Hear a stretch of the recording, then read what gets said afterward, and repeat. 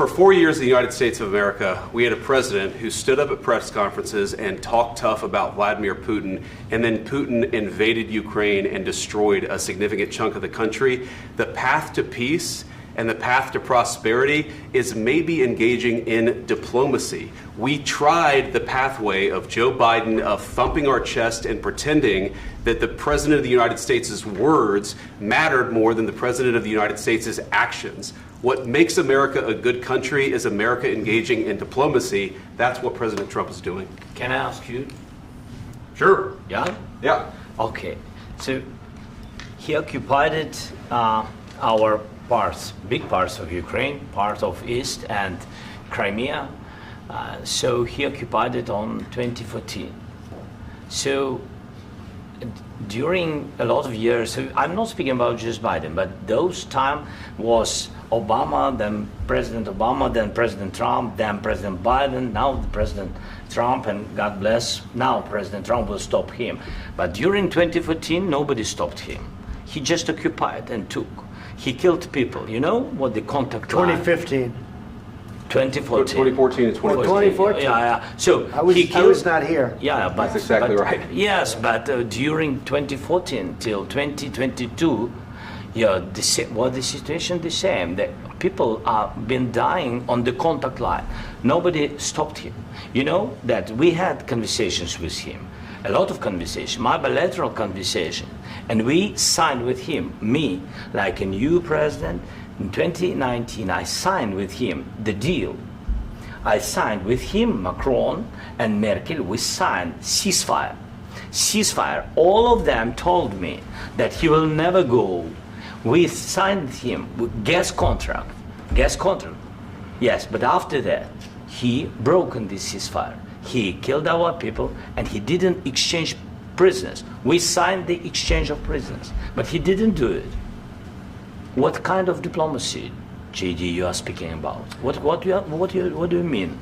I'm talking about the kind of diplomacy that's going to end the destruction of your country. Yes, but if you Mr. President, with respect, I think it's disrespectful for you to come into the Oval Office and try to litigate this in front of the American media. Right now, you guys are going around and forcing conscripts to the front lines because you have manpower problems. You should be thanking the president for trying to bring an end to this conflict. Have you ever been to Ukraine that you say what problems we have? I have been to. Come once. I've actually watched and seen the stories, and I know what happens is you bring them on a propaganda tour, Mr. President.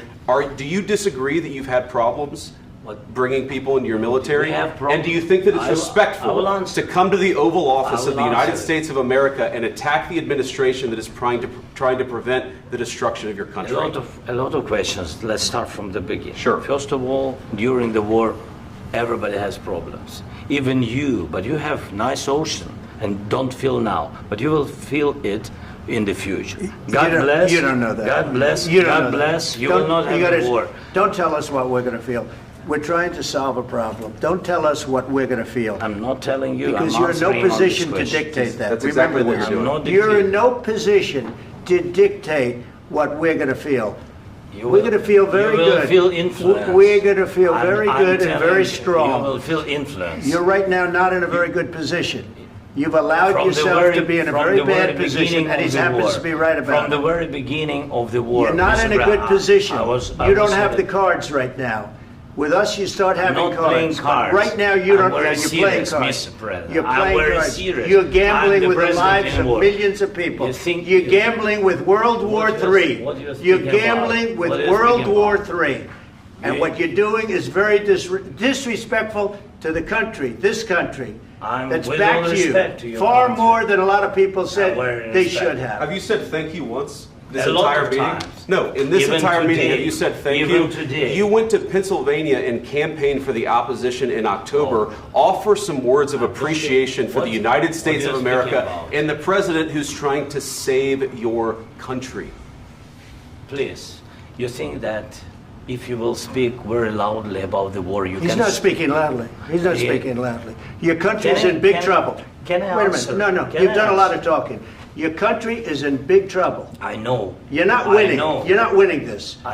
you have a damn good chance of coming out okay because of us. Mr. President, we are staying in our country, staying strong from the very beginning of the war. We've been alone, and we are thankful. I said thanks you haven't in been this alone. cabinet, you and not only in this cabinet. We gave you, through this stupid president, $350 billion. You voted we gave for you your military equipment, and you men are brave, but they had to use our military. What about if you didn't have our military equipment, if you didn't have our military equipment, this war would have been over in 2 weeks. In 3 days, I heard it from Putin. In 3 days, this is something maybe new. Less. In 2 weeks, of course, yes. It's going to be a very hard thing to do business like this. Again, I tell you. just say thank you. I said a lot of times to American people. Accept that there are disagreements, and let's go litigate those disagreements rather than trying to fight it out in the American media when you're wrong. We know that you're wrong. But you see, I think it's good for the American people to see what's going on. I understand, sir. I think it's very important. That's why I kept this going so long. You have to be thankful. You don't have the cards. You're buried there. Your people are dying. You're running low on soldiers. Listen, you're running low on soldiers. It would be a damn good thing. And then you tell us, I don't want a ceasefire. I don't want a ceasefire. I want to go, and I want this. Look. If you could get a ceasefire right now, I tell you, you take it so the bullets stop flying and your men stop getting killed. Of course, we want to stop the war. But you're saying you don't want a ceasefire. But I said to you, I want a ceasefire. With guarantees. Because you'll get a ceasefire faster than an agreement. Ask our people about ceasefire, what they think. That wasn't with me. For you what, that wasn't with me.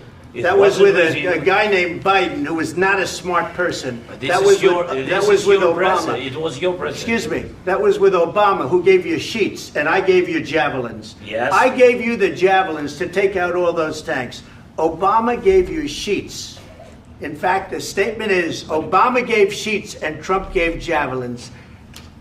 You got to be more thankful, because let me tell you, you don't have the cards. With us, you have the cards. But without us, you don't have any cards. One more question to Mr. Vice President. I'm sorry. It's going to be a tough deal to make because the attitudes have to change. What if Russia breaks ceasefire? What if Russia breaks peace talks? What do we do then? I understand that it's a heated conversation right now. What are you saying? She's asking, what if Russia breaks the ceasefire? What if anything? What if a bomb drops on your head right now? Okay? What if they broke it?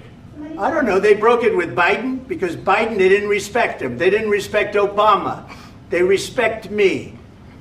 Let me tell you, Putin went through a hell of a lot with me. He went through a phony witch hunt where they used him and Russia. Russia. You ever hear of that deal? That was a phony Hunter Biden, Joe Biden scam. Hillary Clinton, Shifty Adam Schiff. It was a Democrat scam. And he had to go through that. And he did go through it. We didn't end up in a war. And he went through it. He was accused of all that stuff. He had nothing to do with it. It came out of Hunter Biden's bathroom. It came out of Hunter Biden's bedroom. It was disgusting. And then they said, oh, the laptop from hell was made by Russia. The 51 agents. The whole thing was a scam. And he had to put up with that. He was being accused of all that stuff. All I can say is this. He might have broken deals with Obama and Bush, and he might have broken them with Biden. He did, maybe. Maybe he didn't. I don't know what happened. But he didn't break them with me. He wants to make a deal. I don't know if you can make a deal. The problem is I've empowered you to be a tough guy. And I don't think you'd be a tough guy without the United States. And your people are very brave. But you're either going to make a deal or we're out. And if we're out, you'll fight it out. I don't think it's going to be pretty, but you'll fight it out. But you don't have the cards. But once we sign that deal, you're in a much better position. But you're not acting at all thankful. And that's not a nice thing. I'll be honest, that's not a nice thing. All right, I think we've seen enough. What do you think? Huh? This is going to be great television, I will say that. All right. We'll see what we can do about putting it together. Thank you, sir. I know this is I need the back of this. We'll see. I don't know. All right, guys, come on. Wait. Hey, guys, come on. Let's move.